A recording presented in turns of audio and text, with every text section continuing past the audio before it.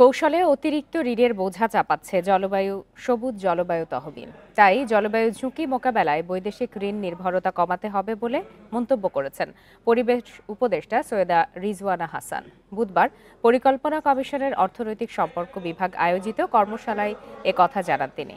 উপদেষ্টা জানান, আগামী বাজেটে জলবায়ু তহবিলে ২০০ কোটি টাকা বরাদ্দ দরকার।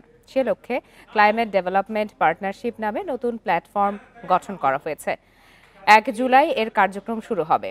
সৈয়দা রিজওয়ানা হাসান আরও বলেন, আমলাতান্ত্রিক জটিলতা ও দুর্নীতির কারণে জলবায়ু তহবিল গঠনের এক যুগেও সুফল আসেনি, তাই বরাদ্দের প্রক্রিয়ায় কাঠামোগত পরিবর্তন আনতে হবে।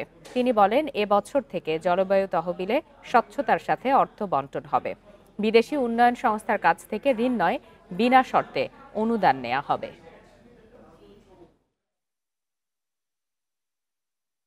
আমরা একদিকে ক্লাইমেট চেঞ্জের ভুক্তভোগী হব, আরেকদিকে লোন নিয়ে ক্লাইমেট চেঞ্জ মোকাবেলা করব। এটা দুই ধারী তলোয়ারের মতন হয়ে যাচ্ছে। বাংলাদেশ সরকারের ক্লাইমেট চেঞ্জ ট্রাস্ট ফান্ড একটা আসছে, সেখানে আমরা এবার বলেছি যে আমাদেরকে ১০০ কোটি না দিয়ে ২০০ কোটি দেন। এটা একটা প্ল্যাটফর্ম হবে, যত ক্লাইমেটের টাকা এটার মাধ্যমে যদি চ্যানেল করা হয় তাহলে একটা ট্রান্সপারেন্সিও থাকে, আর এখানে অগ্রাধিকারগুলো রাষ্ট্র ঠিক করে করতে পারে।